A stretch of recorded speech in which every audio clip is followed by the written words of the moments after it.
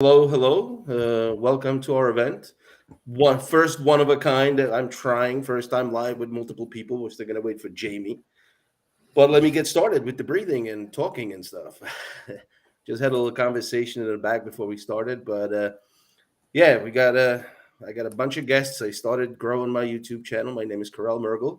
I've been growing the YouTube channel for quite a bit of time. But I started being really active a couple of months ago, and I've seen some growth connected to people, and and now here we are. Is it going live yet out there? Let me see. Watching it on LinkedIn, it's oh, it is on. Yep, we're live. Because my thing says it's pre-live. So No, it's running. okay, I see us now. All right, fine. I just want to double check that because I would hate to be in pre-live and talk and then see that it's only a logo there or something. So anyway, so yeah, I started talking. I was talking now just to connect. Was on the LinkedIn, and I started doing. I changed my strategy because I always adjust no matter what I do. I always try to adjust, use a strategy and stuff like that. So it's been a year and a half that I've been really trying to build my YouTube, the LinkedIn channel. And first, I started on NC Web Dev, did a bunch of webinars, and then at the end of last year, I said, you know what? Let me start doing my personal profile. So I started posting every day. And first month, I just posted, and I was really getting no engagement. So I was like, all these people get these likes and comments and stuff. And the trick is very simple. You have to spend about an hour to do 20 minutes to an hour to prepare a good post every day because the algorithm is happy. But then what you need also is engagement. And not, it's social media. So you can't just post. It's not a poster, it's not a billboard. You need to engage with other people. So once I started doing that, which was about the end of Christmas time, I saw the growth, and all of a sudden I get 20, 30, 40 comments and likes, and all it took was another hour to two a day of just engaging with other users on the platform. So uh, uh, so that was the big change, and now here we are. And I met Dayan. I met Jamie, who should be logging in shortly too. And the other thing is with my son Karel, we've been building a YouTube channel for a while now. So he'll talk more about that after me, and that's the basic thing. So I mean, LinkedIn is just about engagement, and now it's growth, and now I met the right people. Because one of the biggest problems I had last year was that on the NC Web Dev webinars, I tried to bring on guests, but if you're trying to get a guest who's not used to the camera or even social media, good luck with that. You're not going to get that. Because I got rejected so many times, and I was like, this is not the right way to do it. So I started looking online, and that's how I got a bunch of people now that we actually, four of us, could set our schedules and synchronize them and be online.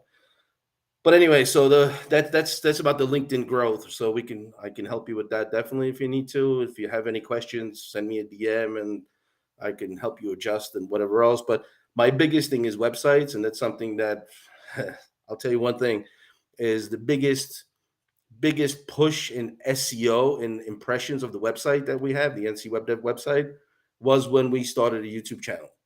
Because we put the website on YouTube and the impressions quadrupled in like 1 week, just because now the website has uh, a link back from an active YouTube channel. So that was one of the biggest things. But for websites, the other big thing is, of course, user experience. That's what we focus on, and security. If you noticed, Facebook and Meta and I mean all of Meta platforms and Instagram and YouTube had big outages. So that's cybersecurity, and yeah, you need to really focus on that. And maybe even your website was used in that hack or in that attack, because the reason why your website needs to be protected is so that the hacker doesn't take over, not because he wants to steal your data, but he wants your computing power, because then he can pool it with other computers, and then he can make a DDoS attack on Facebook. And instead of buying it, it's much easier to hack if you're not protected. So protect your websites. And again, that's one of the biggest things that we focus on in NC Web Dev is website security. And we'll talk more about all this stuff in our conversation. But that's enough for me, an introduction. And let me hand it over to my son, who's building a YouTube channel for more than a year. He's been watching YouTube videos for ever, ever since he was 8. And it took me a couple of years to get him to actually get on the other side of the camera. So it worked. And yeah, let me turn it over to him, and he'll tell you about his experience and journey with YouTube and all the stuff that he got done in the last year. So there you go, Karel. Go ahead, take it away. All right. Hello, yeah, my name is Karel Mergel. I'm the son of Karel here. And I haven't gotten ready for this. I haven't made a lot of preparations, but um, I started building my YouTube channel in May of 2022. I started uploading like long form content I made in Canva, and it was just basic animations, basically talking about website stuff mostly.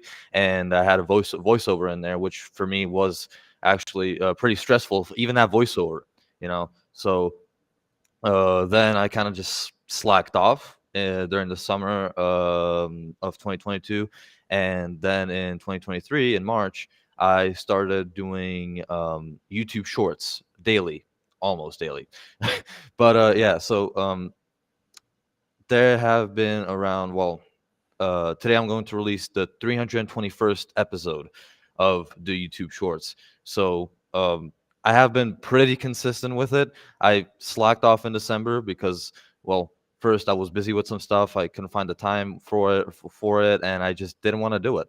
And then I picked it back up in January. I had the highest subscriber growth. By the way, it was like I forgot what the subscriber count was, like 80 something in 1 month. And right now I have 458 subscribers. And then uh, what I really wanted to get into is how you can get successful with YouTube Shorts. So that would um, be consistent, like I've been consistent, and don't take long pauses. Okay, 1 day pause, sure, not too often though. But I took like a 3 week, 4 week pause, and YouTube just stopped recommending me. That that that was my experience with, like, the channel went almost dead. And so yeah, so then I picked it back up and I started growing again because yeah, consistency drives the algorithm. And also, so the specific aspects of the YouTube Shorts that I worked for me were uh, a good title. You have to have a good title. That's the beginning of everything. You have to put a power word in there for in the first 3 words at least. You have to have emojis. I put like 2 in the front. Like if it's a breaking news thing, I just put like an alarm or a little lightning there or whatever. And 2 at the end, which not a lot of people notice, but some do, like when they're in the short. So it adds to that effect. And also, the second thing is hashtags. You have to have good hashtags. I like to usually not split them up and just like keep them in one niche. Like, for example, if I'm doing a video about AI, I'm going to have a hashtag of AI, artificial intelligence, ChatGPT, OpenAI. You get the idea. And also, usually I put 4 in the title and then like 5 in the description. So that's hashtag part.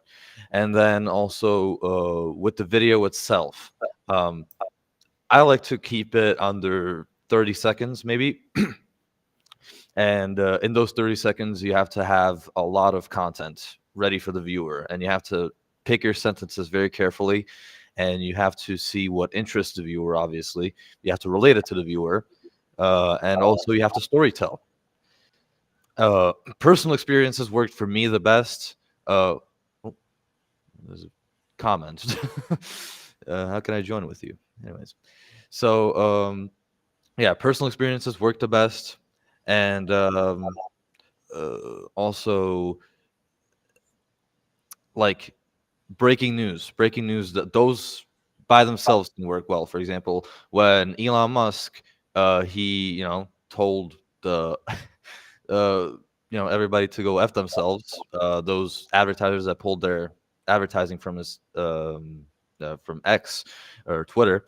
Well, you know, that got a lot of views because I put a clip of him saying it and all that stuff. So yeah, and then also that's the next thing, using sometimes other clips. I like to source. I like to provide the source for them because it's nice. But you don't have to really provide the source if you don't want to, because it's fair use, unless you use it to promote your products. Without a source, like for example, you just take a clip of somebody, motivationally talking, like doing motivational speak, and then you just fade to your like little product page or whatever. Yeah, you can't do that because that they can sue you for copyright infringement, obviously.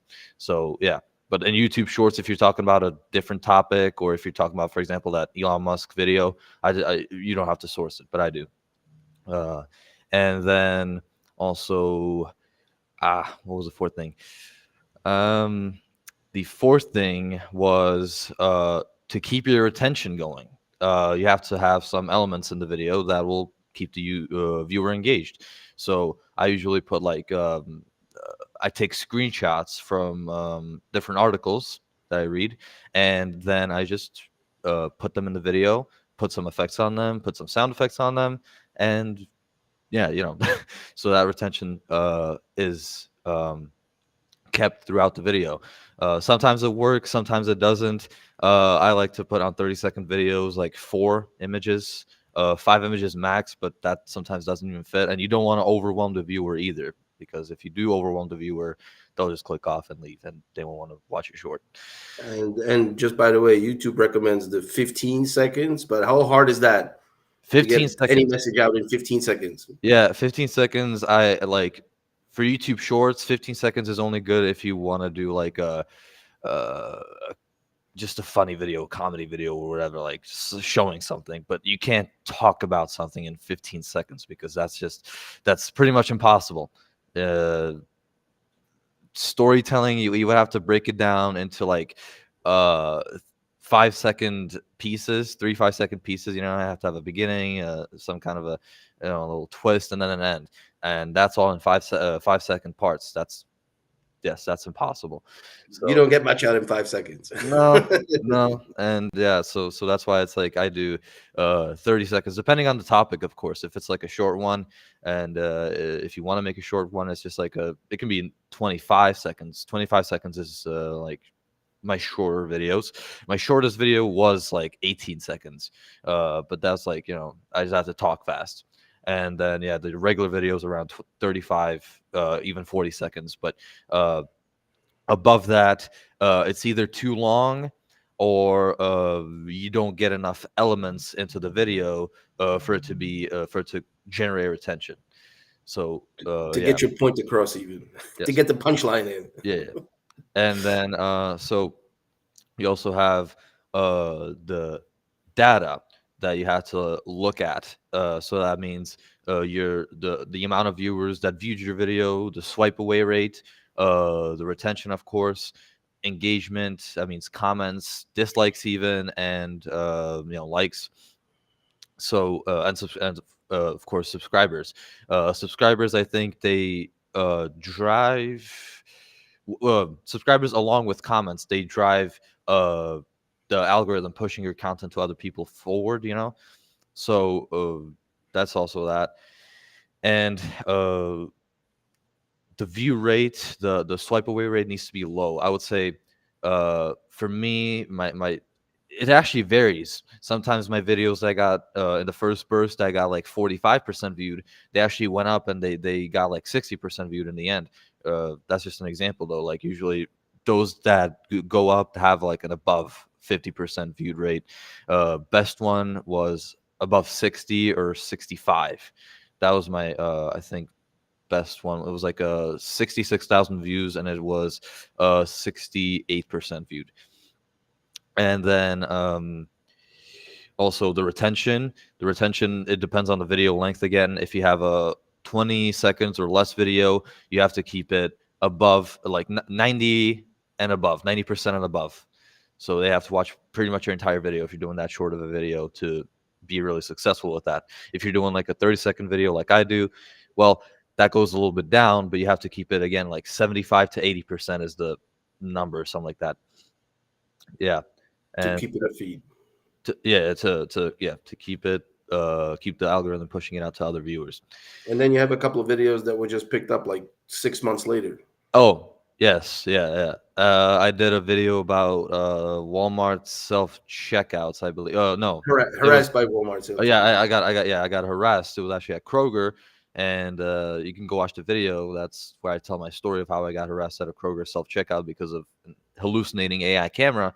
And yeah, that I uploaded in November, and it suddenly just started gaining traction.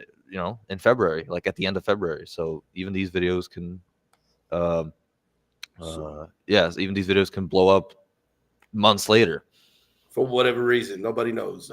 The algorithm Yeah, picks it. it's No, just people like it. They're interested. the algorithm is so complicated that not even the YouTube employees, Google employees, nobody knows how it works anymore. It's just so complicated that, and it changes they change its mind, or the algorithm changes mind every couple of months.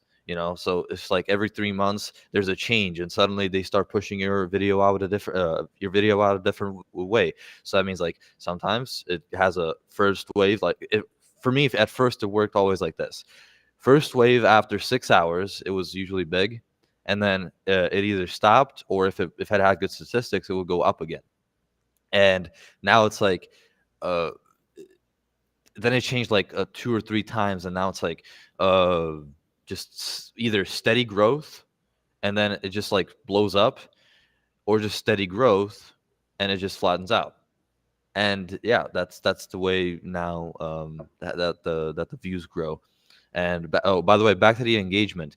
If you get a good concert of likes, comments, subscribers, and everything and all that, uh, this can really also help boost the video, since it can also boost the video in and of itself. But if you have a good view rate in as well as the retention, it'll of course go viral.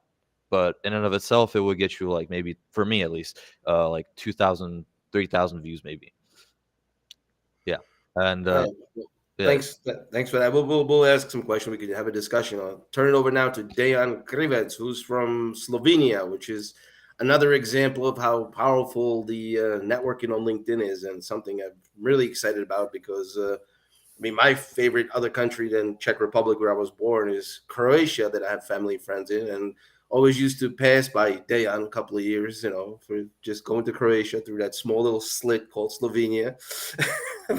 but now being in Bloomington, Illinois, I get to meet a guy from a country that me and my son used to go through. He was there too. We slept over with him in Ljubljana. So, and he's a master in his mastery lies in utilizing websites to generate leads, but not only websites, also other things, and tracking conversions and PPCs, and overall, how do you generate leads? I mean, here's Dan. Take it away. Yeah, thank you, Carl. Yeah, it's you're right. You can cross the whole country in one hour and a half. So it's not really big, but it's beautiful. If you will be in the Europe one day, Slovenia it's the must to for visit. So my digital marketing path started about 2008 with my own e-commerce business.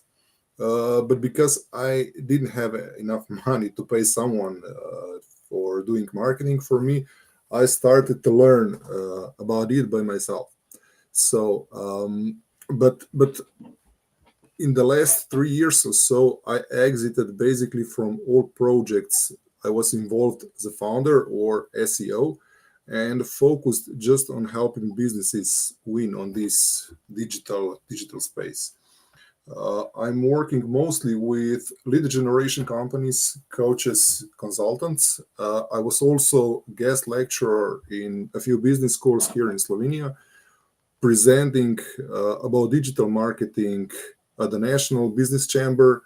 And like you said, Carl, I help various companies to reach other online goals with their marketing.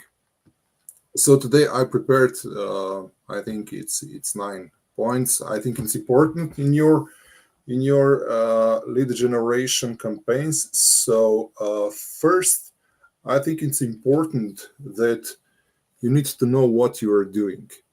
So, having a, let's say, gut feeling is a great, but running a businesses on just that could be a disaster.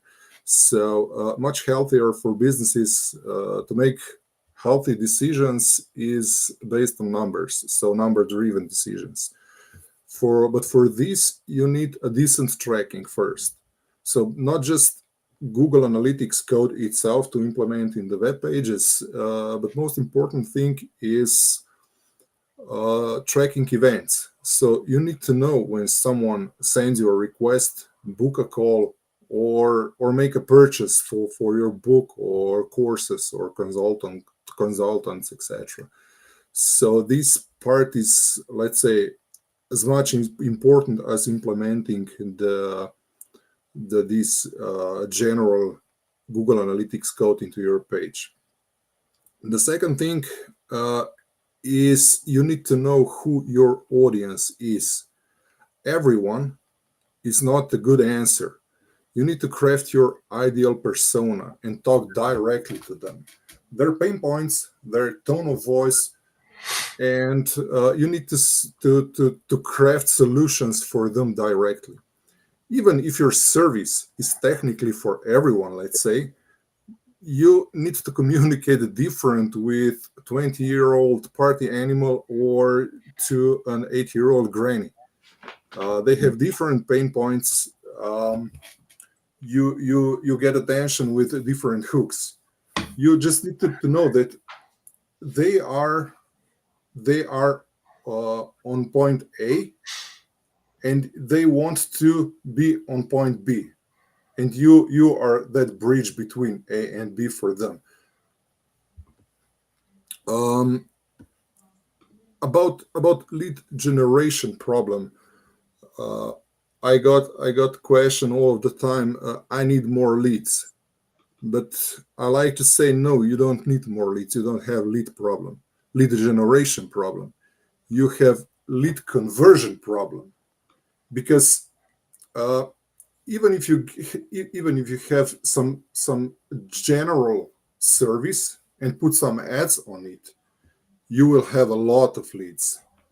But the biggest question is what happens then after you get all those leads.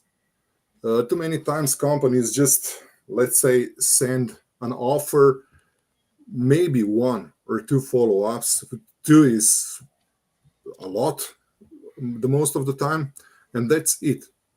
But you need to work with those prospects, especially if you're offering service with longer decision cycle. If it's not some kind of let's say impulsive purchase. Um, Also, one question I got a lot is how many lead magnets do I need? So my my answer is I don't know how many.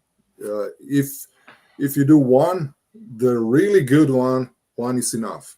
But on the other side, you can make 100 lead magnets, but it won't be enough for your business. Some practical solution could be start with 5, and then after a few time you will see which of these 5 will bring you the leads and which doesn't. But then don't stop with just 5. You will get some statistic. You will know what is interesting for your audience, which lead magnets is doing well and which don't. Now you can create 2 or 3 more, put it online, and you will see again and again and again and again. This is like a breathing process. It's never ending. You need to implement, you need to measure, and you need to adjust. That's it. But sure, it's not just about how many leads you will get with a single lead magnet. It's also important, the most important is how many leads will convert at the end, where you will have your money from which lead magnet. And also be a little careful with lead magnets. You need to give them enough value, but don't give away everything. They should still need you. They should still uh, pay for your service at the end of the day. Um, Also, if you have, let's say, one bigger offer, it's great, but this offer actually costs 10K. And what about if someone wants to work with you but don't have 5K at this moment? So offer them just a bite of your main offer. Or if someone doesn't trust you yet to commit their money, you can also split your main offer into smaller pieces and charge smaller piece of money also for this. You can see your main offer as a peak of the mountain, but mountains have also different places, not just peak, right? Um, then we can say something about automation. You can automate as much as possible, especially with low tickets offers and digital products. There are a lot of services I'm mostly using for my clients' active campaign. I'm also working with MailerLite or ConvertKit, but you can also use some mind map, draw a mind map about automations you have on place. For example, who is familiar with active campaign, then you can have multiple automations, and a single automation can manipulate also other automations. Let's say start it or end it or add a tag, which also start another automation. So you need some bigger picture somewhere to see what will happen if happen. So this could be a complicated process, but at first you can make those automations simple. Do not overcomplicate it. Later you can add some steps, loops, ifs, and etc. to make them more complicated. Yeah, Uh, just to don't add, just to Yeah, add to that, Dan, uh, is like what you talk about is exactly right, and the great place to do that is also through the website. We do it a lot on the e-commerce stores because you have the yeah. automations. Those are the ones that especially get to use those. E-commerce is like the big thing because sometimes you sell a $2 product and you don't want to have to go manually through every single step every time. Yeah, especially if you have digital products. This is the automations is the lifesaver. Or also here in lead generation companies where you have different email flows, for example. Start this flow if he clicks on this button, start this flow. If he buys one digital product, stop this flow and start third flow, and so on and so forth. But the important thing is don't wait your this process or these all flows will be perfect, because they won't be never. So perfection is the biggest dream killer in business life. So start as soon as possible, measure, adjust, try different flows. It's playing. What is difference between me now and me 20 years ago? 20 years ago, I knew everything, but today I know I haven't. I don't have a clue, so I need to test everything. I think it was 2 3 years ago. I tried to study the new thing which was added by Google to track these things was the tags on the different pages and stuff. And then I started reading about it, and I was like, you know what? I'm just gonna get somebody to do that for me. I'm not even gonna get involved into that. It's got like 10,000 parameters that you can set, and I'm like, Yeah. let the programmers worry about it because it's just not me.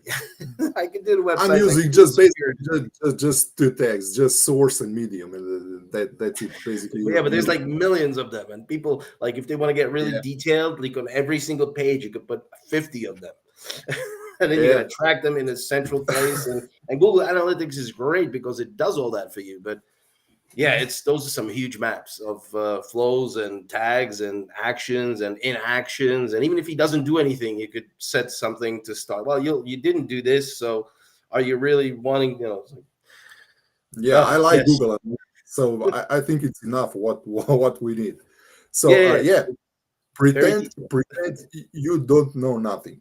So you need to Exactly. test everything. If will this lead magnet work? Is headline A or B is better? I don't know. Test it. I don't know nothing. So you will be surprised at how wrong you can be in both ways. You might think this offer will be fire, but it's a disaster, or vice versa. You think something is almost nothing, but brings you the most in the end. So That's you need to and with test. my son can attest to that with YouTube because he comes out and he says, "This was my worst Yeah, video ever," yeah, and it gets 4,000 views. yeah. Like, Exactly, exactly. like You need what? to put it online. Yeah, but the second important part is you need to read this data and implement it into your next, let's say, video for your Carl. So it's not just about okay, I'll test it, but what now? Okay. Yeah, So no, one thing about digital products is also important. Sell before you build.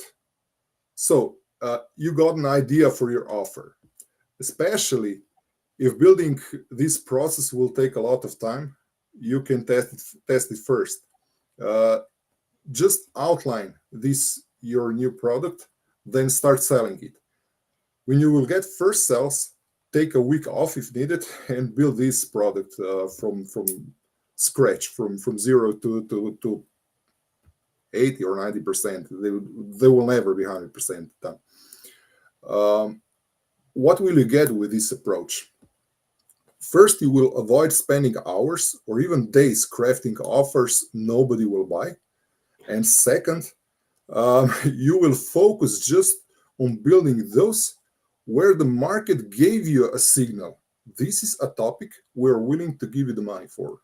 So, but you need to know that then you will have just 2 3 days or four to build from zero to some decent yeah. product.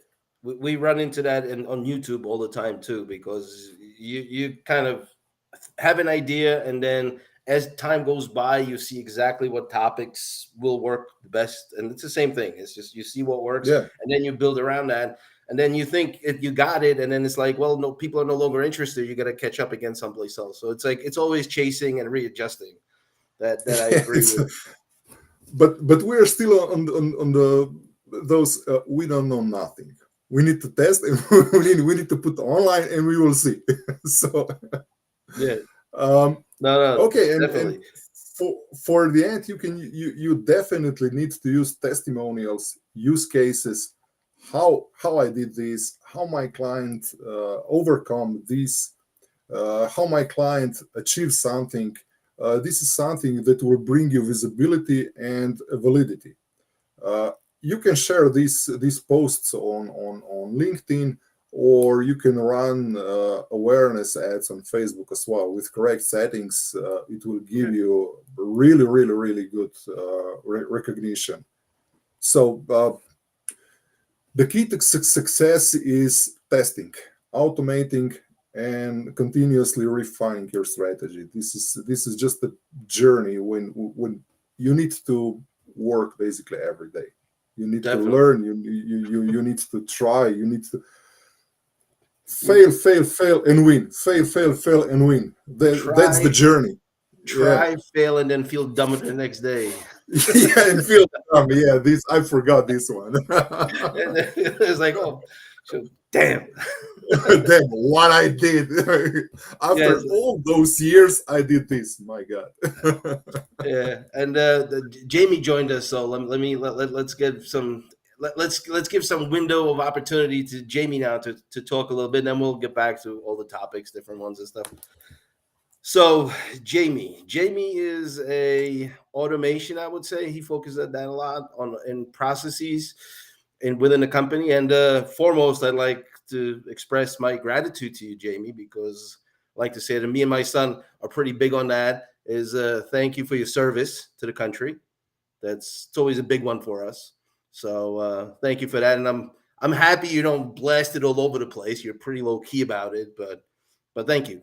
So that's the introduction, and then we met Jamie again, another guy I met online because I started becoming active.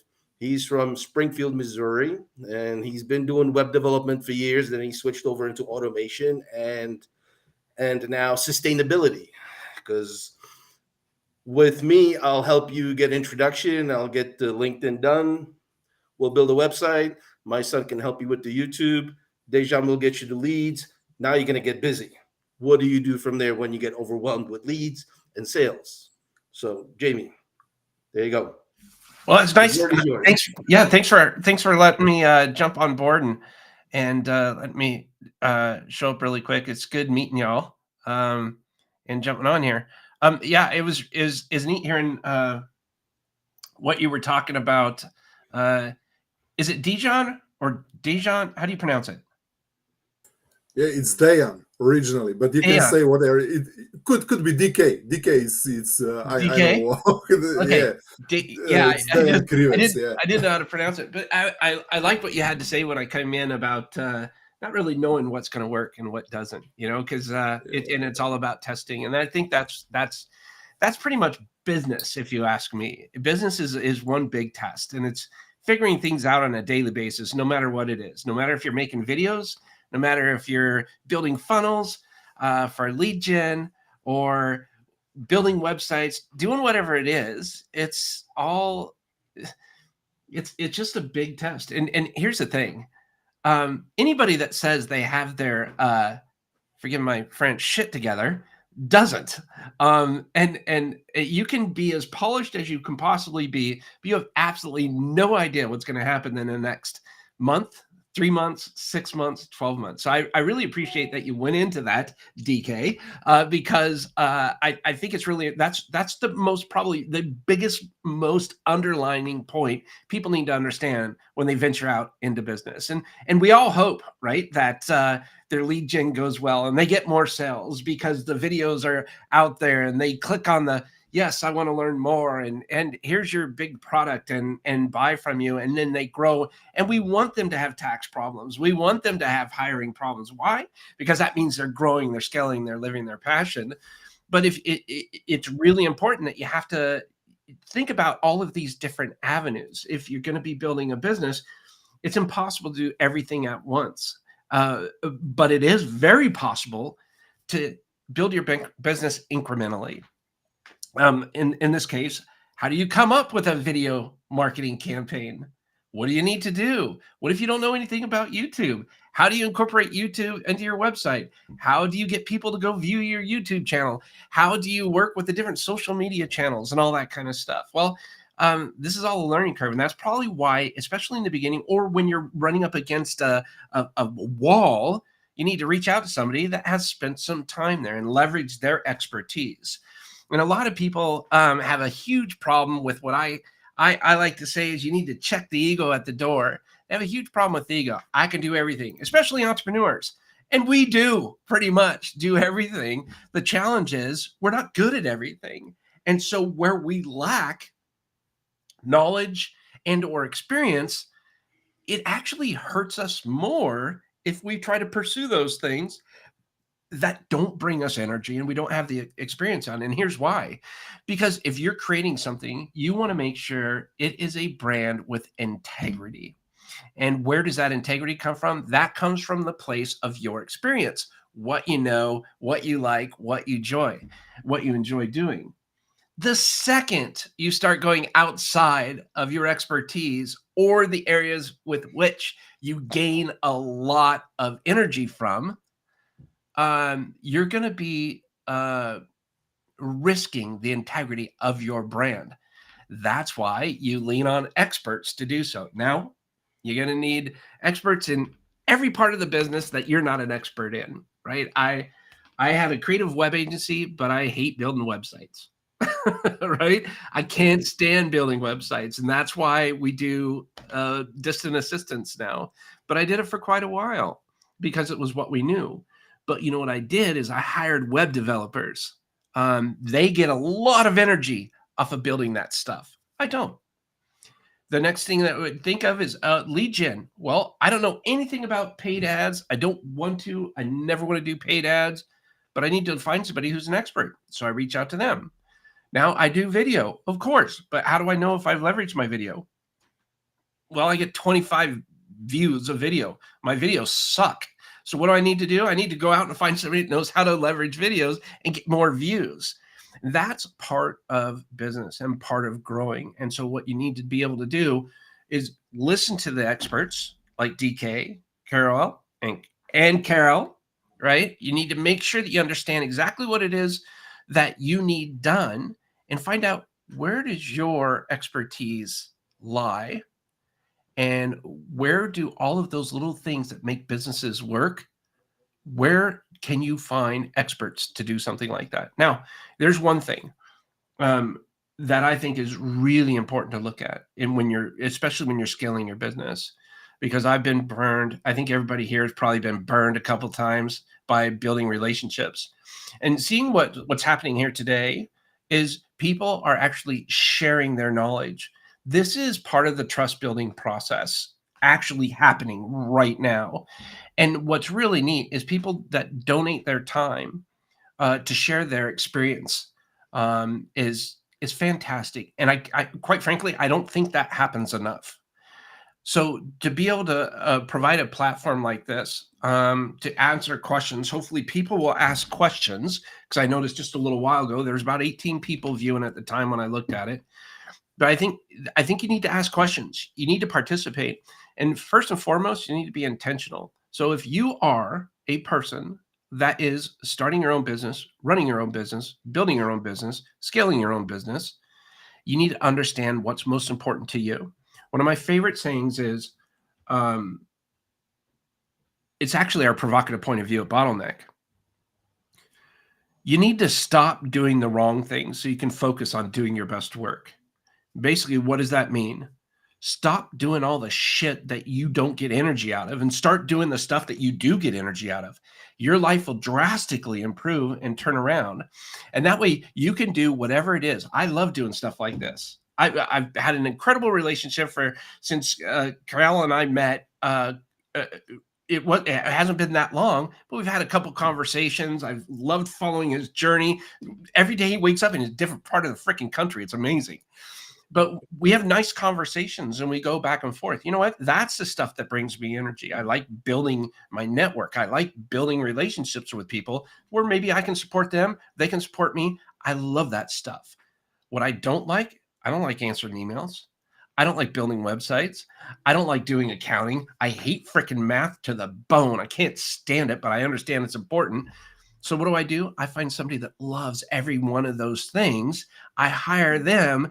And then now they excel at that so that I can afford the luxuries of the stuff that I really love doing, like talking with you guys. So be intentional today. That was what I would challenge you with. So as anybody here is talking, set down your phone, take that thing and throw it, get it out of the way so that you can sit there and focus on this thing, because these people are giving up a lot of good information for you.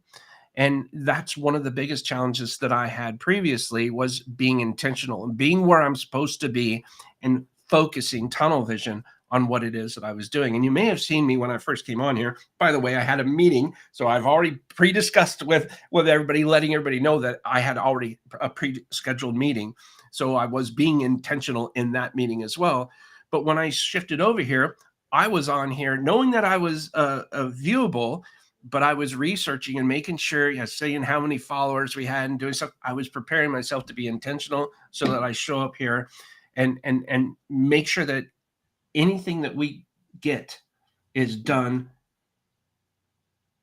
intentionally. It's so important. So that's all I really want to say. And I want to say thanks for having me here. So all the listeners, please pay attention. Get your notepad out, throw the phone away. It just take advantage of the knowledge, because this is some good freaking knowledge.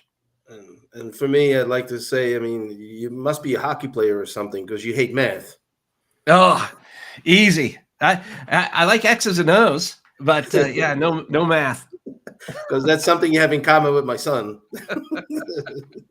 Yeah, 46 years played hockey. I love that. So do you have the statue, by the way, by Say? hand? Do you have the statue by your hand someplace there? The statue? Yeah, the little action figure. Oh, up here? St. Louis Blues. No, Yeah, the St. Louis Blues yeah. one with there you go. Oh, wow. There it is. Yeah. Top Yeah, right I can corner. see it. Yeah. That's Jamie, your phone is okay right now? Is my phone? I needed to make a point. You got to send that thing to the. you can always get Throw it it out, man. This point was loud. Yeah, but, no, it's good. You guys are dropping some good knowledge bombs, and I hope people understand that, you gotta take, if you're gonna spend some time, if you blocked off your calendar to attend this event right now, attend this event right now. That's all I'm trying to say. yeah, I try to bring exactly people together, like from multiple areas and stuff, so that you get as many angles, because everybody's like, what do you do? I'm like, well, I'll do everything, but I don't do everything myself. That's the whole point is, I mean, I'm involved with my son's YouTube channel, but I was like, progressively over the year, I actually was the one who had to start it, but progressively over the year, he's taking over, and then he comes to me and I'm like, I don't want to listen to it. I don't care. That's not my focus. You worry about that.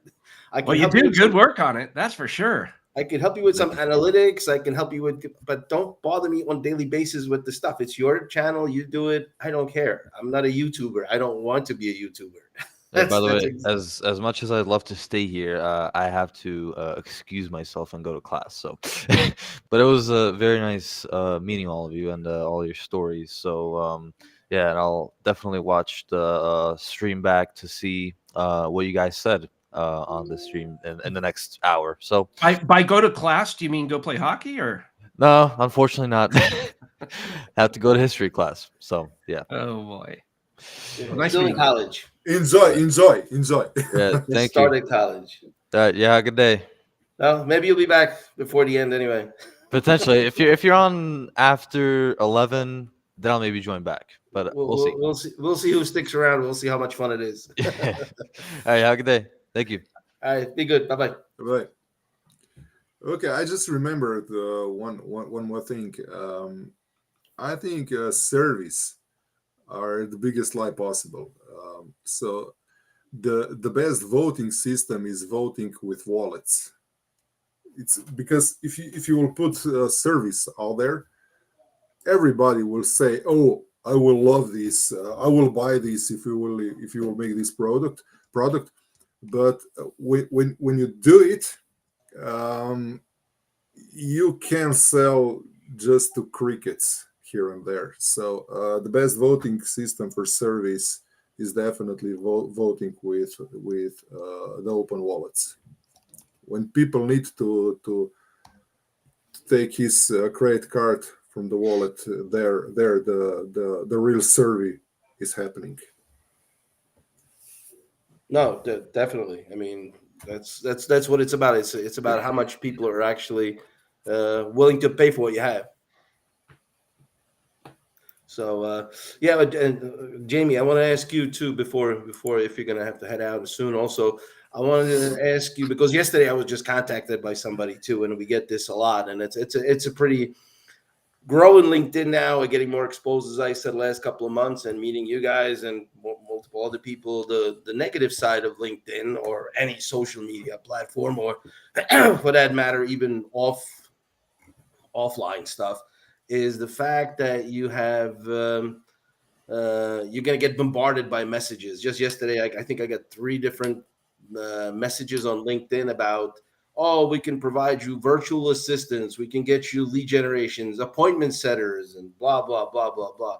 And then you look at this, and it's all from different countries. And me being in America, I'm like, I'm not really going to be dealing with a company that's, I don't know, in Laos or Bangladesh and stuff, because I've been in business for decades.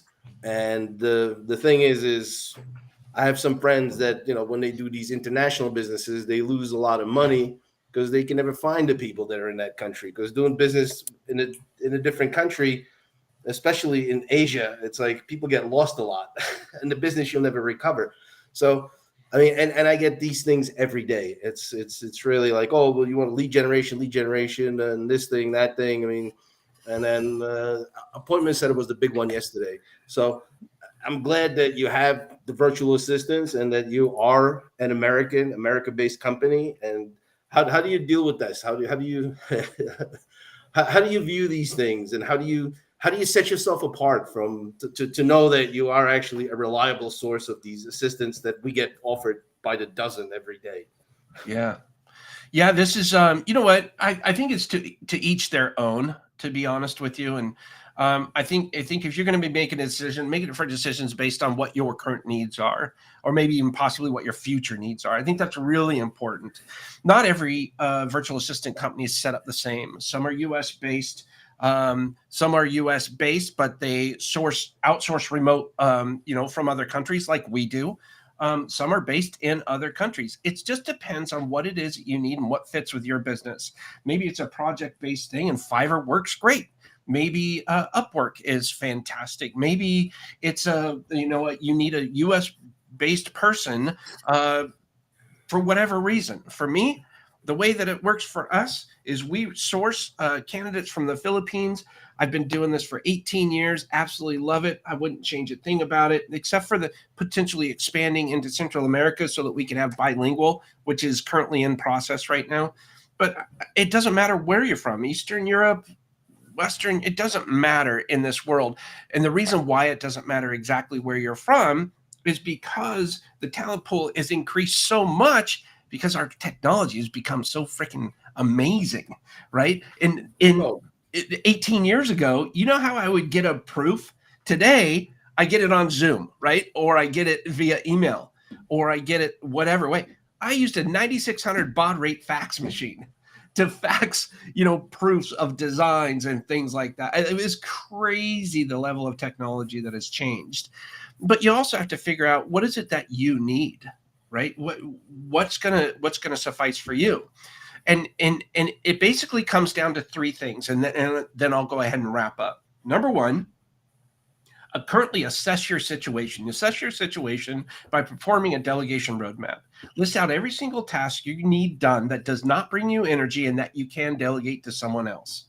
That's number 1, assessing the situation. Number 2 is making sure that you have systems and processes in place for delegating all of those tasks.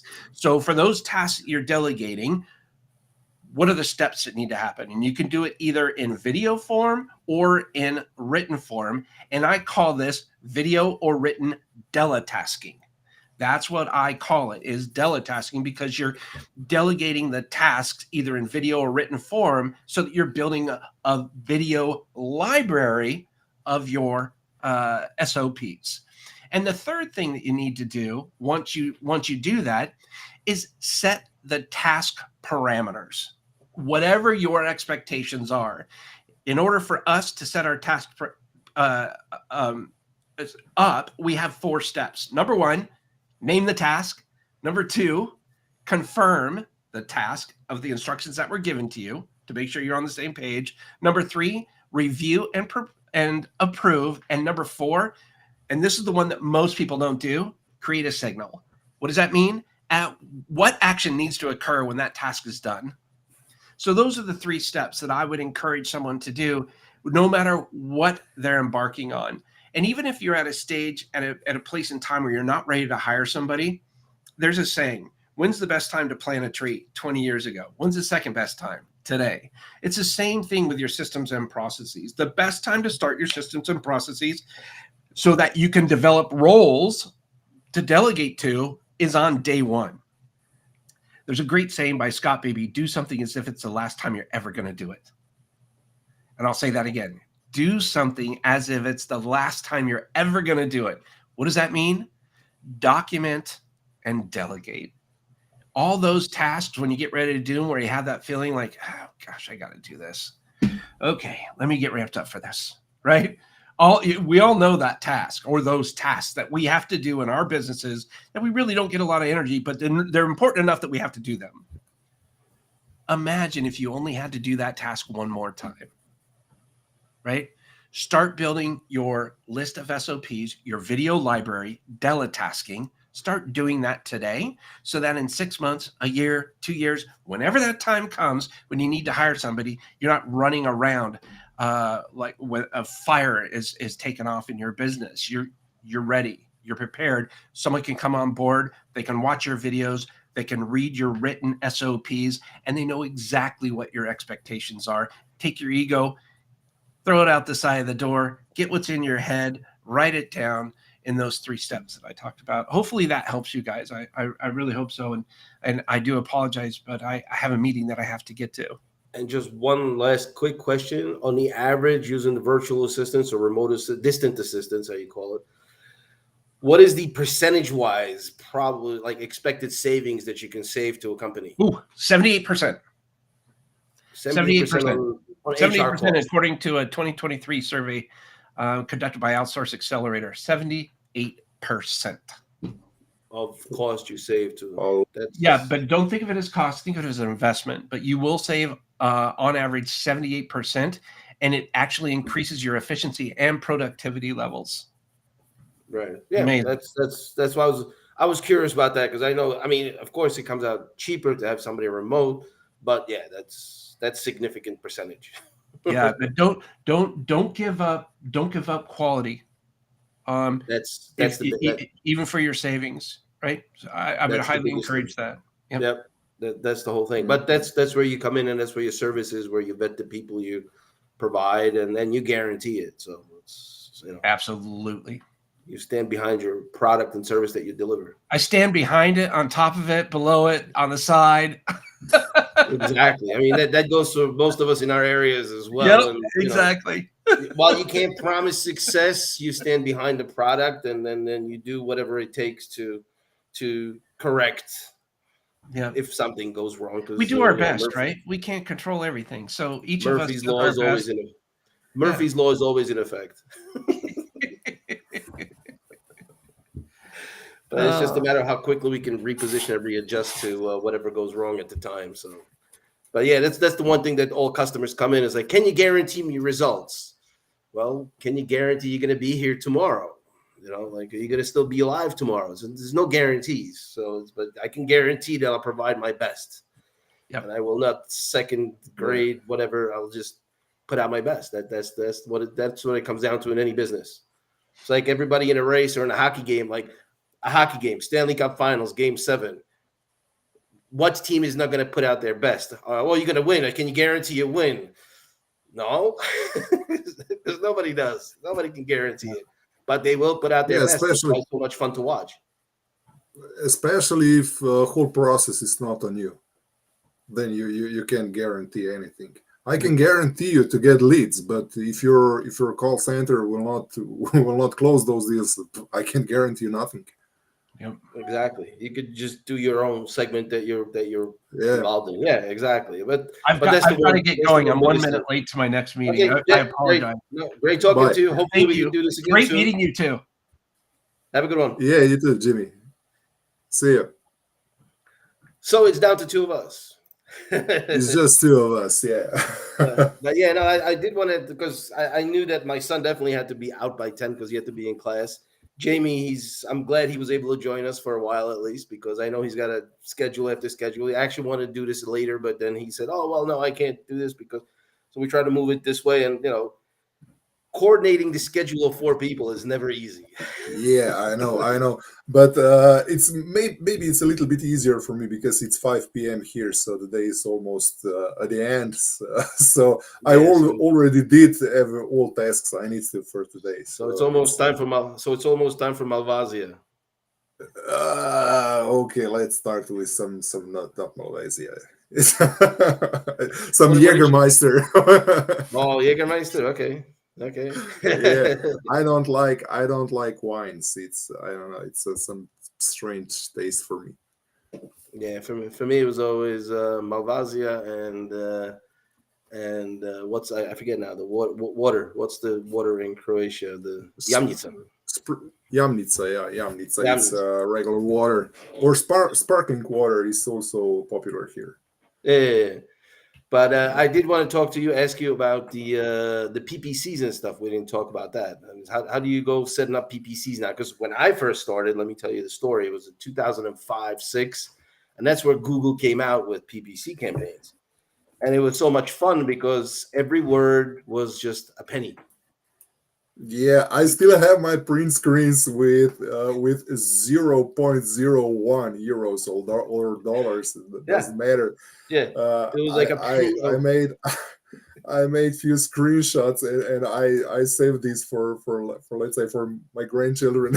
So yeah, yeah. Yeah. So it 'cause was back then, in I think it was 2006, it was, and I started my translation agency, and I just I used basically that's when I got into digital marketing because I opened up my first own company before I was associated with a larger conglomerate.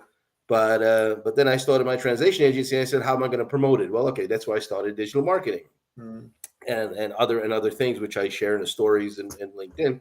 But then the one thing was, okay, what's the easiest way to get out there? Well, you could do the SEO, but back then SEO was not about really content. It was about just throwing words out and just being out there and stuff. But PPC was probably one of the first mostly like highly focused campaigns that you can run for $50 a month, maybe yeah. maybe less.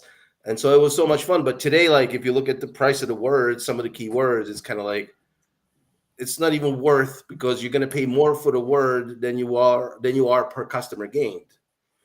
Yeah, So you it's need that. to focus on long term keywords. So they're not so popular, and they don't have so much let's say popularity. So I think long tail keywords are still the thing, and basically it was the same with Facebook advertising.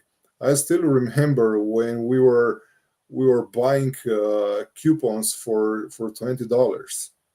You pay $5 and you got a coupon for 20. You made some advertising, open new ad account, and another new ad account, and that was the path. But today you need to, let's say for meta advertising, you need at least a week that you will see what really happened with your campaigns. So it's different times. And also you mentioned SEO. Before 2012, SEO was really, let's say, a miracle. I had few of these SEO pages with Amazon affiliate program, and I was doing well till Google Panda. Then I died overnight. Yeah, Basically, all pages dropped so huge from number one to number 500 in position. So everything was different than it's today. But today I think you need more structure. You need to know what you're doing. You need to focus on processes and stick to it. yeah. And how much time do you spend on setting it up, like the PPCs? Because I mean, that's one thing that I used to do myself when it was the penny a word, and then today I'm like, no, I don't want to get involved with that. I'm just Yeah, for example, i that's made just let i somebody made else handle it. one Yeah, I made one Meta business account yesterday, and I needed 3 hours from scratch to everything. Let's say um, Google Meta account, no Google Meta account, Meta business account, Facebook page, advertising account, Pixel, all this stuff. So I needed 3 hours approximately for this. But when And you you're know what doing, you're doing. yeah, I know what I'm doing. Yeah. For me, like it'd So, be but probably for 2 days. but for PPC campaign, it's, let's say, one smaller. It's about 1 hour if I have everything on the spot. So creatives, text, and everything. So to make all audiences, all targets, all everything can put together. And I'm always testing, let's say, also same ad with different audiences, or same audiences with different ads. So I never put online just one campaign with one audience. I have at least three to test between. ABC testing. Yeah. Because ABC, or maybe D sometimes. Also it depends how much budget I have. So if someone give me, let's say, 500 per day, it's totally different story that that they say, okay, I will give you $10 per day. and again, back in 2005, six, I started with $50 a month, and it was effective. I built a good I started size with company. $5 a day, and I made a lot. Yeah, So yeah. Back in 2006, it was easy. It was like, oh yeah, I'll pay yeah, $50, and then I have a whole month covered yeah. But now $50 is just for one day. for 1 hour. No, It there could be was a. for 1 hour. Yeah, It depends on where you're competing, but I yeah, remember it was the word translation in Czech was preklad, and it was when I started in 2006. It was literally like 5 Czech crowns or even less. It was like 2 crowns even, and 3-4 years later, it went up to $10 a click. It was like yeah. literally But 5, 6 to $10 a click, and I was like, wow, that's expensive. it's better. I think it's still better for foreign languages. For example, for Slovenian languages, PPCs are much lower than for English words. So I lost you for a second. Um, Yeah, I there don't was know. a If I lost connection you issue. or you lost me. So No, it was a I don't know. connection issue on my end. Okay. Connection Uh, issue on my so end. I said that also, if you about foreign languages, for example, Slovenian keywords for PPC, it's still much lower than English one. So it's also this differentiation across the world. We still have we still can enjoy with some lower costs, because in English I think everything is $1, $2, $3 per click in Google Ads. So it's crazy. You really need to know what you're doing with your ad budgets. And what would you say would be a good budget to be effective in a PPC world? I know it goes by Uh, industry, but yeah, it's about the industry. Let's say I would start with at least $50 per day. This is some kind of sweet starting point for one, maybe maximum two campaigns. But if you want to implement also remarketing and retargeting and multiple testing, multiple campaigns, you need at least $100 per day. It also depends on what you're doing and how much leads. I'm talking now about lead generation campaigns. Uh, it also depends how much leads can you process in one day. and you can adjust Yeah, if you can get more leads or less leads, you can just adjust these budgets daily, basically. yeah, and But it's not that's where recommended. exactly. It's not recommended changing your campaigns daily, because at least Facebook, Meta, it needs 7 days to get out from the learning phase. So try to stick it at least for a few days, and you will see what will happen, because changing settings every day will harm your reach and your conversions and everything.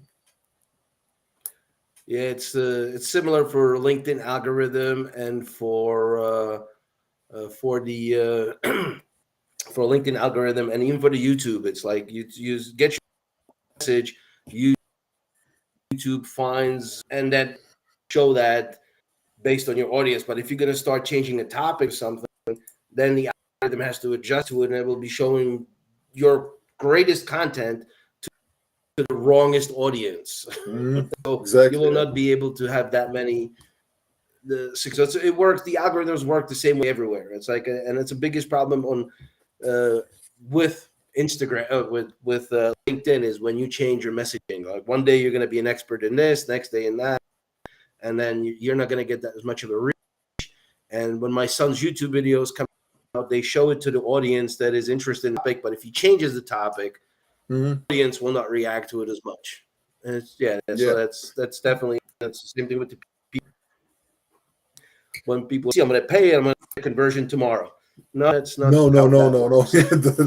It's not words. Then you have another issue with the meta ads. You need to be careful about restriction policies. For example, politics or guns or nudity. If you're selling a shirt with skin color, you can easily be restricted for nudity, for example. So it's a lot of things On YouTube, it's you the need to word care kill, about. Oh, and on exactly. YouTube, it's Word the word kill. kill. If you use the word kill in the title of a video, even if it's like 50 people killed over there for if you're just reporting, it's the word kill. You Mhm. will not get pushed through. Those are stop Yeah, words for the algorithm. You're not going into but the you need to feed. know. But you need to know those little things if you want to make it happen. Let's say. Yeah, and even if it's like, and it's a funny thing is even if you say kill termites, well, no, it's kill. Yeah, Kill is kill. That's kill just is skill. Yeah, yeah. you're Funny, gonna but kill it's bugs. true. It's we we are playing in their fields, so Yeah, we need to play by their rules, or we can play. That's the thing. yeah. So you got to be crafty with the titles, and for for with YouTube for my son is it was funny because he was talking about that a little bit, but I said he's not here, so I'll add the rest of the story. One time he put out a YouTube video, and he put in like 6 words, but there's a certain only limit that people see on the screen of the words, right? They don't see the whole title immediately. They only like when you Mhm. go through the YouTube Shorts feed, you only see like 6 or 7 words. So he put a great title out, and I said, and he didn't get any viewers. Like I think he got like 100 views, maybe 200 views, and it was barely getting any traction. And I says, well, because when people look at the screen, they don't see the main point. So all I did was flip the word like this, just put Mhm. the fifth word into third place, and immediately got thousands of views, Yeah, just because the yeah. key word was moved 2 spaces up. Mhm. It's Didn't change the funny. meaning Yeah, of the it's funny. sentence, and the effect was there. So yeah, Yeah, you got to get into little things like that if you want to be successful. yeah. You need to. Yeah. And you sit there wondering, like, why is this not performing? Then you like just flip the words, and it's like, oh look, thousands of views, good. Yeah, but it's also about testing. Yeah, it is. Well, he I don't got the know. way I he don't did. know. Yeah, I don't know if you can test YouTube videos. I'm not familiar with YouTube's, but for example, ads, you can easily put one behind the other, and you will see which will have better traction or better lower PPC or conversion rate. I think with ads it's much easier to see the difference on the With spot. YouTube, it's Yeah, yeah. With YouTube, once it's out there, it's out there. You get the next day to do yeah. another one, or you could do a different video. You could do like 10 videos a day, but each one takes a little bit of time. So, we tried to set it to like one a day because to my son now that he's really quick with it, it takes him about an hour, sometimes less, to get it because he's got to use about 15-20 minutes of recording and then about 40 minutes to get the video out. And he's got a couple of years For of experience. for how long videos? The shorts, the 20-second, the Short. 30-35 second shorts, it'll take him about an hour to do completely, from recording to editing and stuff, between an hour and a half, depend. But he puts the animations in there, the text and everything. So, and he's been working with Adobe Premiere for 2 years or 3 years Mhm. now. And so, it takes him, like you Yeah, said, like you sit down, do the PPC in an hour, he'll do the YouTube short in an hour. But it's crazy. Yeah. yeah, but you have to know how to do it. But once you put the video out, that's it. And you can only say, well, you can only speculate. Like, was it the order of words? Did the keyword or stop word kill it or something? And then the next day you adjust to that. And then you just kind of Mhm. look for topics and the reactions, and you try to keep the messaging the same so that you get offered, basically, because you're competing for a line in the feed, for a spot Mhm. in the feed, because the feed is limited and you need to earn your spot among the competition. That's what it comes down to. That's why they have the metrics for that. It's the same with ads. Sometimes I said, don't make beautiful ads. Don't make nice ads. Make ugly ads. You need ugly ads because you need those when someone is scrolling through the feed. You need those attention in 3 seconds. So you don't need beautiful set every pixel here and there and here and there, but you need something screaming to your face just to stop the scrolling. Then yeah, it's Yep. another points on the ads. You got attention. You then call to action. Click here. Do this. Do that. So, but first you need attention. You need scroll stopper. Yeah. And in YouTube, this is even worse because in the ads, at least there is some kind of a topic, whereas YouTube, they don't really read. The title is very small, so you need the visual impact. Mhm. You need Yeah. to either face the colors. That's why my son puts the icons in there, because the emojis, they're sort of, they Mhm. tell you, like, the skull means, oh yeah. So people are like, oh yeah, well, he's warning us about something, or there's a danger there, or a smiley face, like, oh, it's something funny or whatever. So and you're fighting for the attention and to stop scrolling. So that's why we use the emojis in the titles, because that will get an emotion into the people. So that's exactly what you said. There's big It's a competition, fight. Yeah, it's competition. It's a fight. You need to fight for your place and on you the need to feeds everywhere. sit Yeah. there every day analyzing it. Yeah. And Exactly. if you skip a few days, you're pretty much screwed. Okay, I don't have this problem because like I said, I need to put ads online and I need to wait at least 5 days to see what happens. And the most of the time I put, let's say, 5 ads, 3 to 5 ads, and after 5 days I just saw I can see which one is doing well, and I shut down the worst one, put another one, and it's a game. It's a playing game with numbers. Yeah, YouTube Shorts, generally it works, that you get a reaction that day, with a few Mm, exceptions. But on the first day, initially when we started, it was like 6 hours later it got a boost. Now most of the videos get boosted like immediately, and you see the pace and stuff. So it kind of, you get a feedback of how it's going to do the same day. Then it can surprise you 6 months later. But the important thing is to have it out there. That's for the YouTube Shorts thing, and for websites and SEO. yeah, I it's 6 months. and I redesigned the website. And the first month that I redesigned the website, because I changed the messaging, I'm like, I could crown myself to be the expert of anti SEO because my impressions went down to zero.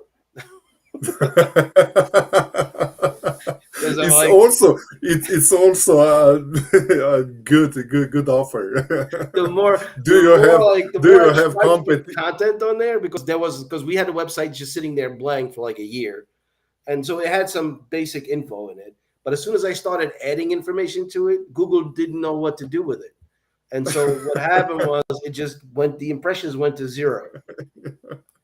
I was like, God, what am I doing? And now, and then started picking up. And then once we did that YouTube channel and we put the NC Web Dev into the YouTube channel that's associated with us, impressions went skyrocketed. I Yeah, was it's surprised. better.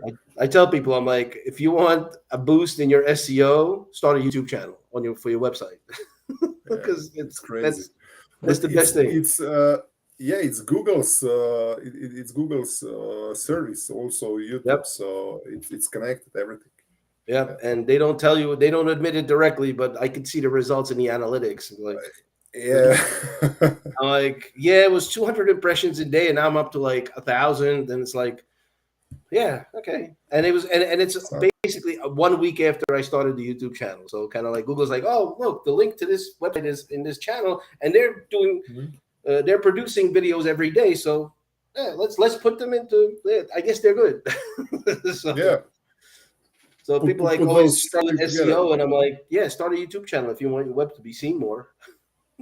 No, it's interesting. I didn't know this, that YouTube can Yeah, boost your I'll send SEO. you. I'll send you the statistics. I'll show you Yeah. how the curve went up just on the day that basically we put the link into the channel, and we talked about the channel, and we talked about the website on the channel and stuff. Nothing happened for a month. As soon as I said, all right, we got to put the link into the YouTube, and we put it in there Mm, within 1 week. It just crazy. so Didn't know. yeah. So that was the experience. That was after my anti SEO efforts a few months before. And the funny thing was, and the thing is I tried to do all this stuff to promote the channel through the SEO content and blogs, and then I didn't put any new content on it for like 3 or 4 months. And then I just added the link, and all of a sudden the impressions went up. So it's not like my blog started catching up. There was you Yeah, always got to follow the patterns, and like, what did I do different? And I literally something did not else. Yeah. even add a single blog post. But those link, this link, it's not do follow, or it is Is what? do follow link, or it's no follow No, it's from just in the YouTube. description of the channel, in the channel description. Yeah, Yeah, it's yeah. just you could list the sites that you're working on, and for example, because if you like selling products, in a description you could put your e-commerce website on there.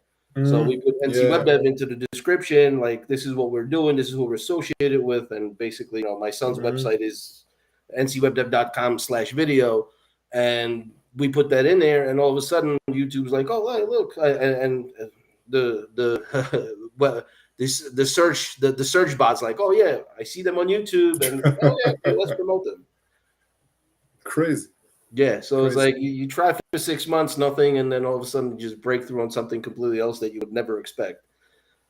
So that's for Mhm. the SEO, but also I know that big part of SEO is PPCs as well, because Google likes to get money. Yeah, Google likes to get money. They're not they're not said it's true. They're denied this, but I can also see difference if you're running PPC on Google or not. It's also it's also connected. Yeah, it's not like a game changer, like, oh, you go from 0 to 1 million, but you see No, it's not definitely a an game increase. changer. Yeah, you can see a little boost. It's one piece of the puzzle, you Yeah, know. exactly. Yeah, Exactly. Not to say, well, if you don't pay PPC, you're not gonna have good SEO, but yeah, exactly. Like you said, you could see every just one little piece. thing helps, and PPCs definitely are preferred. Yeah, That's it the one thing is. that we noticed as well. Yeah, everyone loves the money, you know, especially those giants like Google or Meta. Yeah, the free stuff. Basically, yeah, basically everything is free. but they are doing some money on this somehow. Yeah, So that's why LinkedIn is playing around with the subscriptions. You know, that you can have LinkedIn, you know, the LinkedIn Professional and stuff, but and their sales navigator and whatever. But also they're trying to cut down the amount of connection requests and amount of whatever. You know, yeah, it's a lot of the stuff they're trying to force you into like really paying. They like yeah, you. I They think want to tell you that they give it to you free, but if you pay, you're going to be better. yeah, it's the same everywhere. I think LinkedIn is still short on advertising, so they will probably need to change this in some period of time. I think they will start Yeah, like Facebook was let's say 10 years ago when reach dropped hugely on your Facebook pages. It was the same thing. yeah. Let's say 10 years ago with Facebook pages. So Oh yeah, impressions just dropped overnight, almost. yeah. Let's I say remember that overnight. time. I was Yeah, working with a big radio station in Czech Republic, and basically they said and they had an ad agency, of course, as every radio station has, and they were like, yeah, the impressions on Facebook now dropped, and basically the station, in order to get the same reach, had to pay a lot of money through ads to get the yeah, same amount of impressions. And it was a radio yeah. station that people, you know, it's not like people didn't engage with that, but it was like all of a sudden even the engagement wasn't enough. I remember that. That was like Mm, 10 years ago or so, and it just went. yeah. It I was it, remember those it times. was again one switch from free service to paid service. Let's say you can have now a Facebook page, but your reach will be, let's say, approximately 20% of your audience if you will not boost your post. Right. Yeah, Yeah, and I'm like I got away from Facebook because it's got a lot of chatter, extra chatter with it, and you get a lot of people too many distractions. I feel on Facebook from like if you're trying yeah. to attract business clients, I think Facebook is not the right place because it's just too much other crap.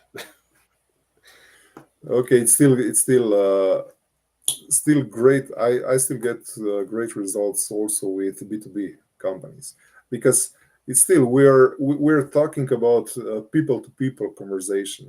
It's Definitely.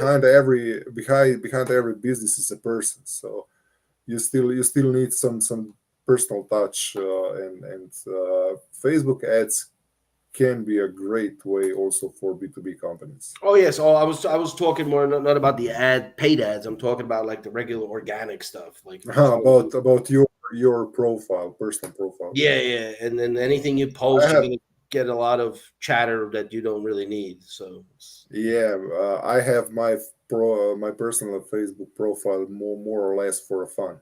yeah, LinkedIn is for let's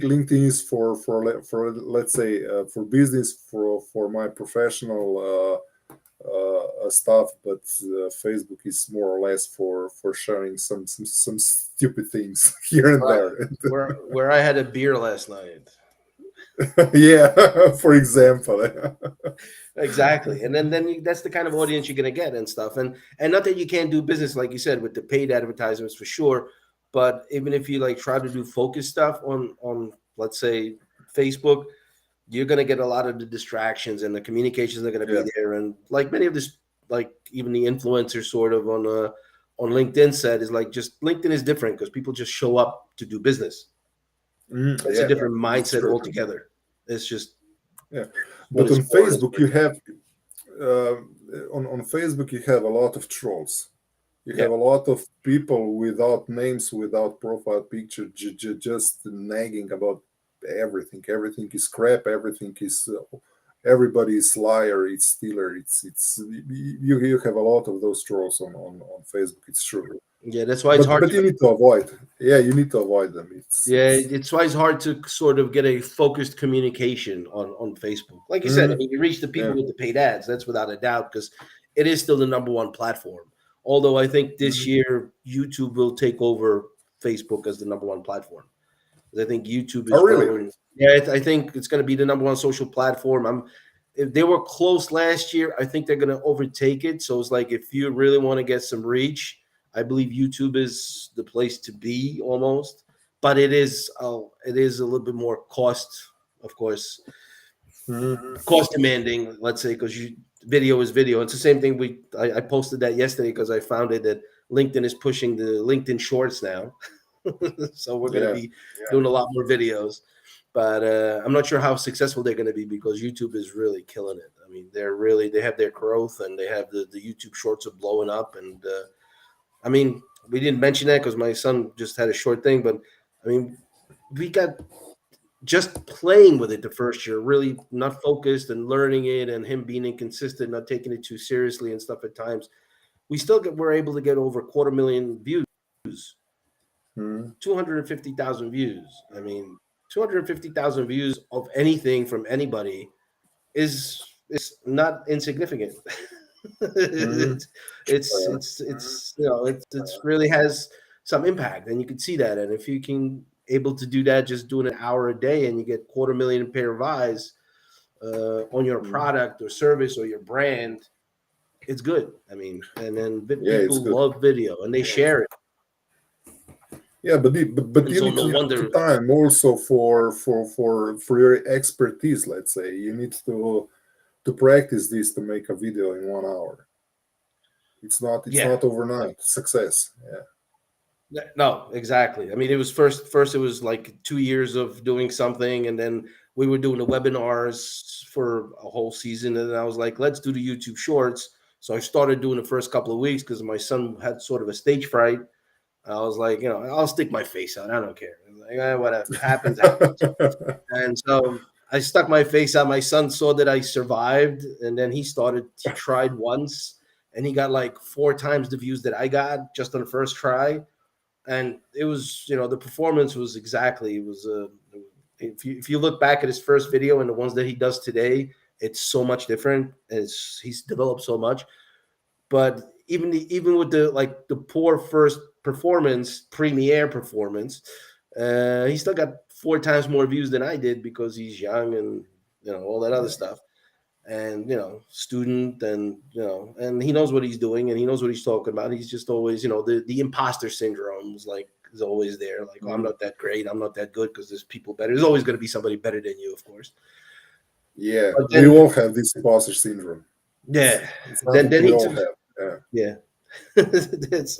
And so that was his biggest challenge. So now it's like it's basically common thing to him, and it's and the videos are great, and then he does great with it. And yeah, it takes a little bit of practice, and then the editing and stuff like that. But that's part of the services that me and him offer to people to get that Mm. professional touch to it and stuff.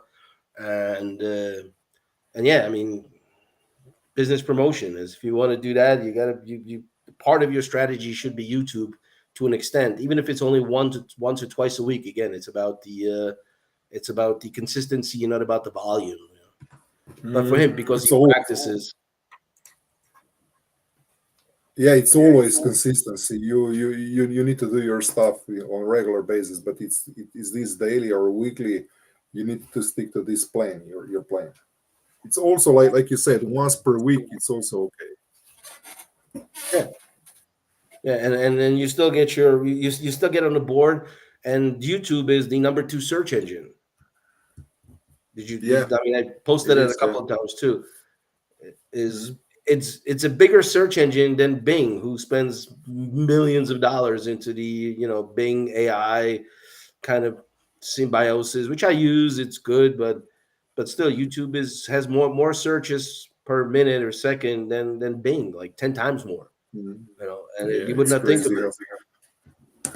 I don't know now, but I remember I saw a statistic how much search can fire in Google search engine every second. I don't have this number in my head, but I know it's crazy numbers I think it was for the every last second. one I saw, if I remember correctly, was 60,000 a minute or something like that. Yeah, it's still crazy. Yeah, Yeah. and then there's different ways to get to it, and then I think YouTube has like 3,000 or something. Mm. Like, there's a big difference between Google and YouTube, and then then Bing doesn't even get into 1,000 or something like that, like per minute. It's got just a couple of hundred. So that's why I was like a tenfold almost. And yeah, I think the best visibility for any brand is YouTube, secondary to websites and all the other stuff that you do with it in a promotion and social media all over the place. But with YouTube, again, you don't have to do video every single day like we do, but being there is important because you have a pair of eyes on you, and it's a big Mhm. platform. So I think that And that's a, also, yeah, and also your videos can be shown in Google search also, not just YouTube search. So you have second option, let's say. and the news feeds on the phones on the Android devices. You get the news. You get like the news feeds on the left. Sometimes the videos get in there too. I mean, you have a lot of videos. If you Mm. subscribe to it, it will tell you in the news feed that there is a video that came out from that subscriber and stuff. But that's why LinkedIn is pivoting to this video stuff and trying to get into that. But I'm not sure how the audience is going to react to it. But we'll see. When We'll is your see. first when is your first LinkedIn video coming out? I don't know. Don't ask me. I have this imposter syndrome about making videos. I don't know why I'm procrastinating for let's say few months now. I will try. I will. I promise, but I can't promise you when. Well, hopefully I helped you here a little bit to get you across to get you Yeah, maybe. foot in the door there. I need to listen this recording first, then I will decide what will happen. Okay, yeah, I mean, it's but you gotta start. That's the whole thing. Is I also have a Yeah. YouTube channel from city to city that I started, but I'm not really that focused on it because I'm more focused on building the relationships on LinkedIn. But yeah, that's also one of my plans. Like Jamie said, I wake up in different cities and I Mm. like to travel, and so I try to make videos from the different cities. And I have some material I didn't post yet, and then I was like, you know what? When it gets warmer, I'll get back to it again. But yeah, so for me, YouTube and being on video, I've been kind of on video all my life. So Yeah, that I'm was also pretty. traveling. I'm also traveling a lot from my house to my office and back forth. So It's a beautiful country to travel through. yeah, You get to the beach a yeah. lot. We're going to Malta tomorrow. Oh, After that's right. You tomorrow, said you're flying. You're yeah, flying from Slovenia. You're leaving Slovenia to go to Malta. yeah. I'm flying from Italy to Malta in Friday. Yeah, yeah, yeah. Well, So that's for this is 1 week. Wednesday, so day after tomorrow. Yeah, yeah, yeah. Yeah, after tomorrow. I never been to Malta because it's an island. I've driven to most states that are in Europe, but I've never been to Malta. But I know that it's beautiful. It will be first time for me, and I'm a little scared about driving a car because they have right wheel cars there. Oh, So you're I'm a taking the little ferry, scared about this. I'm Dryac? thinking, no, rent a car. No, but I'm saying so you're driving around Malta, but you're flying to Malta, right? Yeah, we're flying to Malta, but in Malta we will take a rent a car. So it's right wheel car, left side of the road. Oh, they So haven't flipped. I Okay. I hope I will I will get from this in one piece. One time I did well, years ago when I was just out of high school, I went to a trip to Bermuda and I rented a bicycle. And Bermuda, I'm a big bicycle guy, and in Bermuda, they also drive on the other side. But what they don't tell you is when you rent a bike is that the brakes are flipped as well Mm. on the bicycle.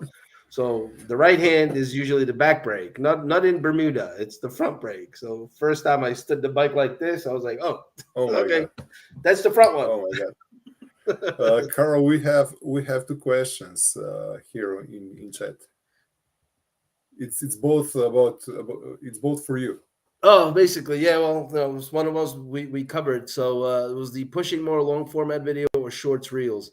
The LinkedIn, I just read this and I found out and I've read about it a little bit. And what they're trying to do is they're trying to do two things.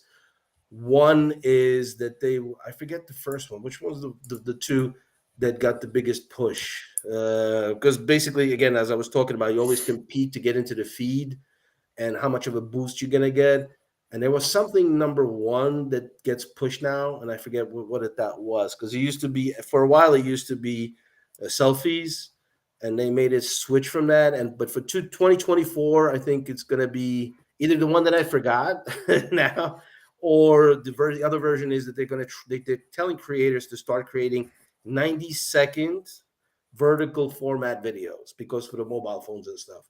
So I want to do a couple of them, and then I'll get back to people and see what if they get more impressions than the other posts.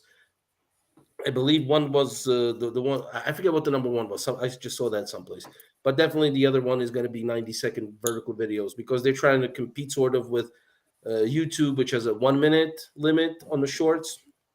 Recommended 15 seconds, but like we were talking about, the 15 seconds you can't get a message out, so it's more like try to aim for 30. And then minute is the limit for the shorts, and LinkedIn will have a vertical 90-second limit, because they want to have a comprehensive message, but they're trying to avoid sort of the AI generated content and make it more personal. So that's why they're going to be, if you make a 90-second vertical video, you're going to be promoted in the feed more by LinkedIn. So that's what they're saying. I didn't test it out yet, but that's the word on the street, or in the gardens of LinkedIn, as I said in my post yesterday. And Dejan promised that he's going to get one of those out soon, maybe from Malta.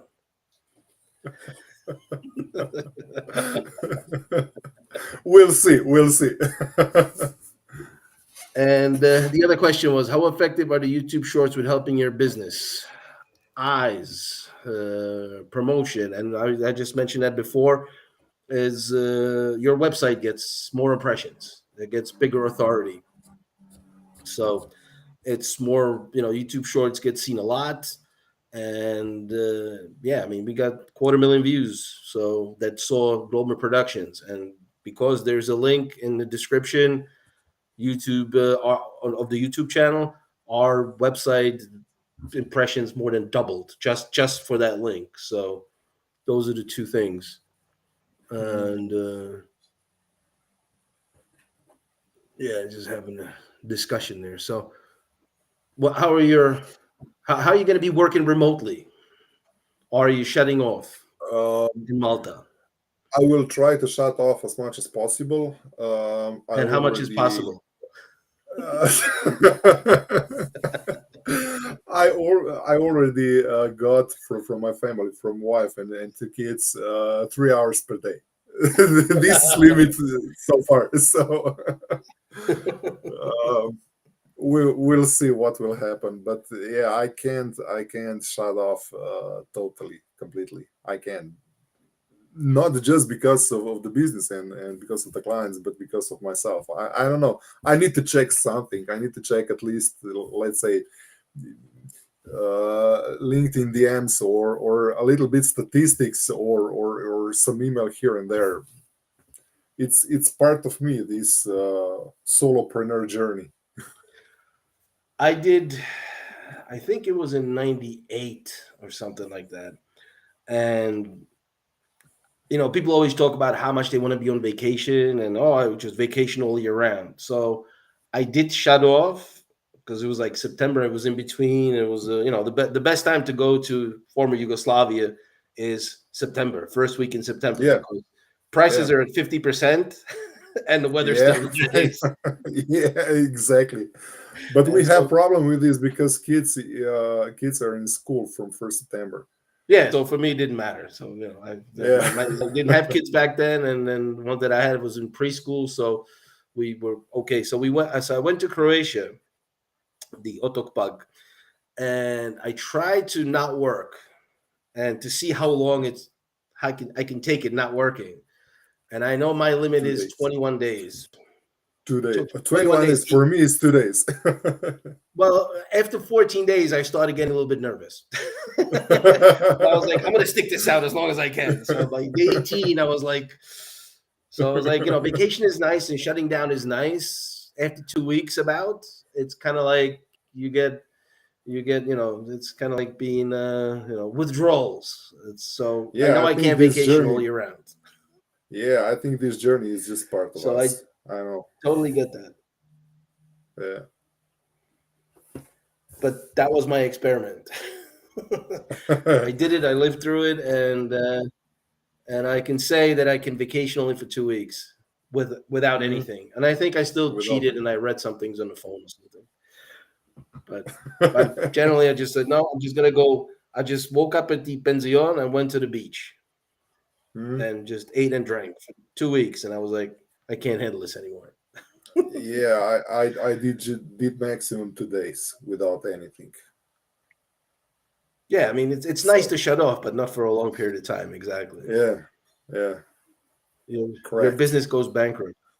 Your business goes bankrupt. Your mind This goes is also, bankrupt. yeah, this is also one specter of this story. I can't put everything for a month. Yeah, at the time I could because so I tested it, and it was the same thing. I did an experiment of how long I can just stay in bed and not get out. That was 3 days. Oh, really? Yeah, I said, Congratulations. yeah, it was Monday, Tuesday, Wednesday. By Thursday, I was like, "The hell with this! I'm just getting up." I only got I up to didn't. eat and to go to the bathroom. Otherwise, I stayed in bed because people were like, I could stay in bed all day. So I did an experiment. I was like, how long can I do that for? Yeah, Monday, Tuesday, Shit. Wednesday, Thursday. I was like, the hell with this. Experiment is over. I lost. Oh my god, I can't be in bed more than, I don't know if I will stick one day. Yeah, I'm not sure. I'm not sure. yeah. Well, Uh, that's why I like to travel now and stuff because I was like, I know I got to be on the road, on the move, and stuff like that. It's always it's an mm, important part. So people talk about, oh, I get burnout, I get this, I get. Yeah, you got to shut off a little bit here and there, slow down or something. But to mm. go from 100 to zero and no, not for us, right? No, you will not. No, no, no, no, no, no. For us. It's just strange. But that's why it's so easy to work on LinkedIn because I'm like, it's just automatic now. I just do the post and I do the comments and stuff, and it's kind of became a part of my routine now, Mm, and it's building and developing and growing. I mean, and you've been active daily too with a few little breaks, but you've done a good exactly. job Yeah. in being out there so you can see the growth yourself and the interactions. Yeah. If you skip there to here and there, it's not big issue. We're all human. We have daily tasks. We have issues, problems, challenges, and if you skip there or two here and there, it's not. I think it's not a big issue. Yeah, yeah, and the algorithm doesn't punish you. It's only when my son took Yeah. off 3 weeks that it was like he did like 2 videos in 3 weeks, and then you could see that the impressions weren't there. But it was quicker to pick up than if he started from zero again. Once he started picking up Mm, the pace, the algorithm went back and said, "Okay, I'll just start showing you again." So, but exactly. yeah, Yeah. the consistency's got to be there. And it's the same thing with the PPC campaigns. You shut them off for a Mm. week, then it's going to take you 2 weeks to get them restarted, basically. Yeah, you will start from 0 point again. You have Yeah. some statistics to implement in new ads, but based on algorithm, you will be on the point zero again. Yeah. Exactly. So it's been yeah, almost close to 2 hours now. I think Close to hours. we answered some of the questions. Well, for us because we met a little bit ahead of time, it's actually exactly 2 hours now. but but yeah, no, it's been great. I mean, we haven't talked in any way before other than through messaging and emails. So it's great meeting you, and it's great connecting with new people and seeing new things. And I hope we Yeah, could do this soon again. And I hope you enjoy Malta, and then your parent and your family won't give you too much hassle over the few hours of work that extra you do. hours. Yeah, I will be good. I will be good. Thank you for having me. It's nice to meet you in let's say in person. In Across the ocean. almost across the ocean. Uh, when you will travel here around Croatia, we need to meet you also. We need to meet also in person. So Oh, that's it. definitely. I mean, I love like all the. I still call it Yugoslavia, so I know it's very different. But we to are me, not. We are not. Yeah, we're not Yugoslavia for 30 years now, I so know, but to me, it's still Yugoslavia. yeah, it's still It's still sort of a yeah, coherent thing and a beautiful country in every mm, aspect of it. So it's yeah, true. Yeah. hopefully see you soon. See you soon. Thank you for having me. Good luck. Yeah, same here. My pleasure. Have a great day. All right. Good night. Yeah, you too. See you. See you. See you. Thank you. Bye bye. Bye.